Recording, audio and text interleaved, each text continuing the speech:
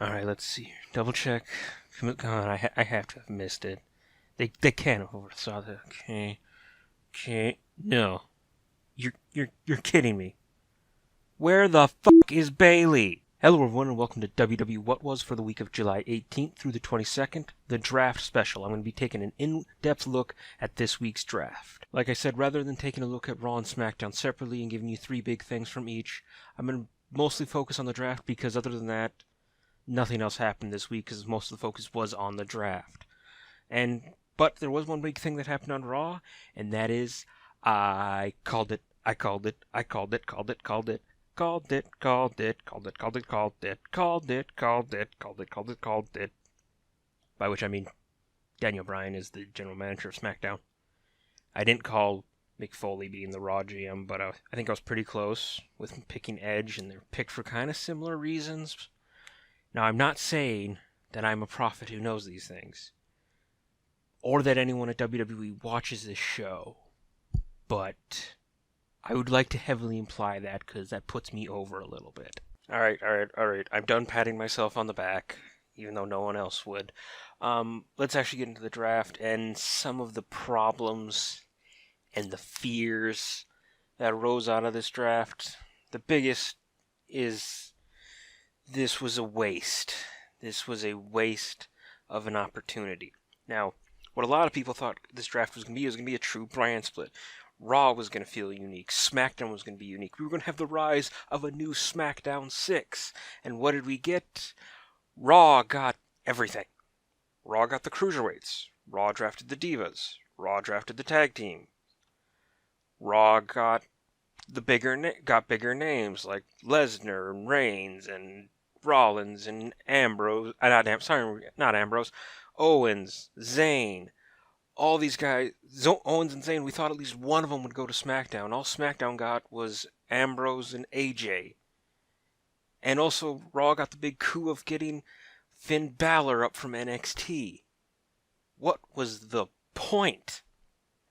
And then the draft buckled from there. Rather than each brand feeling distinct and unique, it felt like we had Raw, and then we had Raw 2. When you look at how the roster's split, it looks like we have two vanilla cupcakes. One just has slightly more sprinkles on it than the other. They both feel like they're the same show, and that's worrisome. There isn't a distinct break in style of performers drafted. The performers who got drafted don't make sense to the brands they got drafted to. It's a whole big, bad, scary mess. A lot of fears were brought up watching the draft. Now, the big fear I have is how little they explained how things were actually going to work. For example, nowhere did they explain how championships worked. They just drafted champions. Will the WWE champions switch back and forth? Will the Divas championship switch back and forth? Will the tag teams? Will SmackDown have unique champions? Will Raw have unique champions? Are we going to bring back a second world title? None of that was addressed. And that is scary. That is really, really, really scary. It all screams, unfortunately, of a lack of a true plan for this. It seems it just got put somewhere on a whiteboard. Let's do a draft. We have enough people to do a draft. Let's do a draft. And then when it came down to it, it went, oh, shoot. Well, what are we actually going to do? Let's just put him here, put him here, put him here, put him here. Oh, are they even? Oh, do they have the right combination of the right size guys? It didn't scream like this is thought out, and that's worrisome because I don't know how long this is going to last. It really brings the longevity of this into question. And I know this has been a complaint for a long time by the IWC, but the old timers that were drafted and how high they were drafted.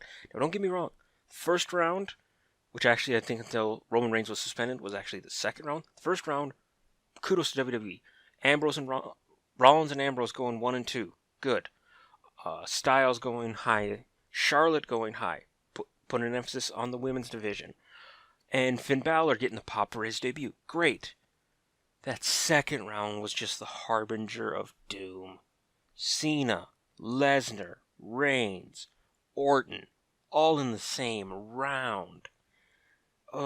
This screams where they're going to have a big problem, because with the likes of Lesnar, we don't even know if he's going to be allowed to compete at SummerSlam, which makes little to no sense to have Randy there, since he was going to be competing against Lesnar at SummerSlam. But if Lesnar can't compete, he has no purpose. Cena's going to probably be out of the business in a year. Same for guys like Big Show and Kane. Mark Henry has already tried to retire. Jericho, who knows how long he's around for. There's so many gaping holes this is going to put in your roster and any sort of plans. It's really by the seat of your pants planning. I'm worried for the guys that this was supposed to help. Most notably, and I think this really speaks to it, Cesaro.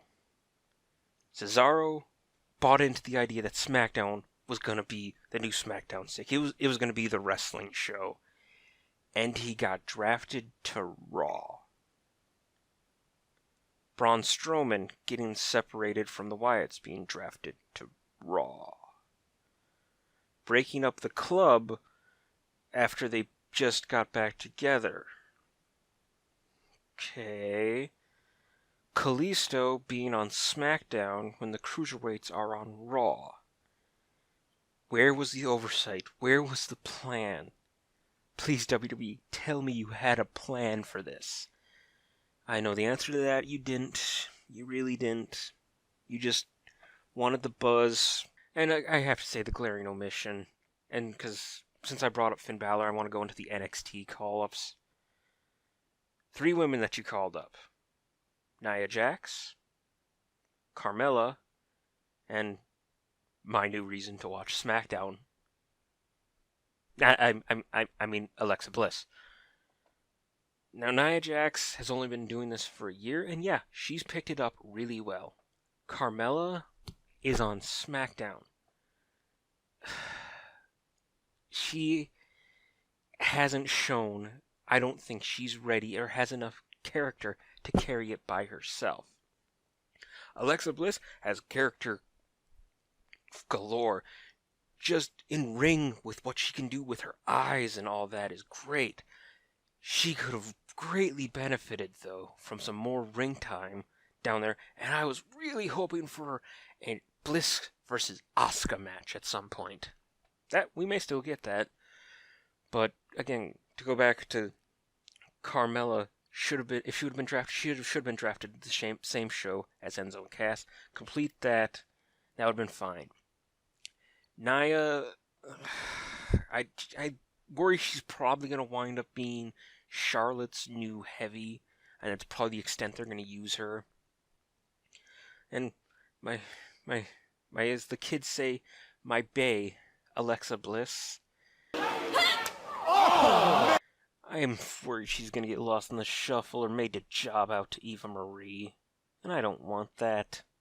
But there's the glaring omission of not drafting Bayley.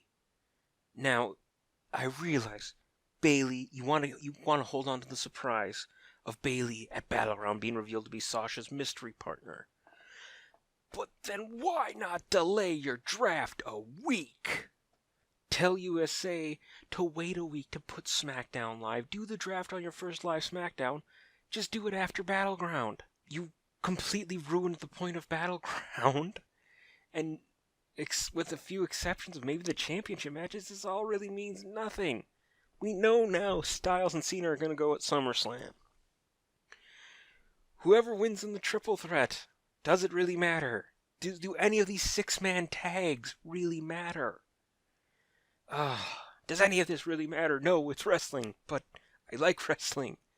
I know it's a lot of worry and a lot of the world is falling, me being a chicken little, but I am worried about where this is going to go. I'm worried they don't have a plan. But I'm optimistic that they will still be able to give some of these guys who are getting kind of lost in the shuffle a bit better chance at the spotlight. or it'll be just tons and tons of Stephanie bickering with Mick Foley and Michael Cole, and oh my god, I didn't even touch on the commentators. Now I know the IWC desperately wanted for SmackDown to be a two-man booth with Mauro Ranallo and Corey Graves. And we got our wish. Corey Graves is being called up to the main roster, but he's on Raw with Michael Cole and Byron Saxton. Mauro Ranallo is on SmackDown with David Otunga. I don't mind David Otunga. But JBL, I thank you for putting Jerry Lawler out to pasture, but I would take heel Jerry Lawler versus JBL, bringing up as many obscure sports facts as he can, and he's going to drown out poor Mauro. At least have Mauro do it with Daniel Bryan. I mean, they're doing great in the CWC. I know. Again, I'm going back into doom and gloom. But I just want this to be good. And I'm going to end on a final note, as you're going to notice a new WWWhatwas featuring just NXT went up today along with this. Sorry for this being delayed a day. Was a little under the weather. But I wanted to kind of hit the same time as I announced this program change.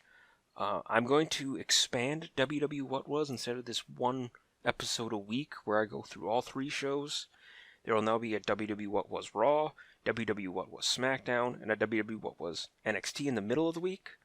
On Mondays, if there wasn't a pay-per-view, I'll be doing a top 5. If there was a pay-per-view, you'll be seeing a WWWhatwas that pay-per-view. And on Fridays, I'll be doing more content that's similar to this channel's namesake, WW What Could WWE Do, where I'll be doing kind of micro fantasy bookings. I already have a couple lined up that I'm really excited about.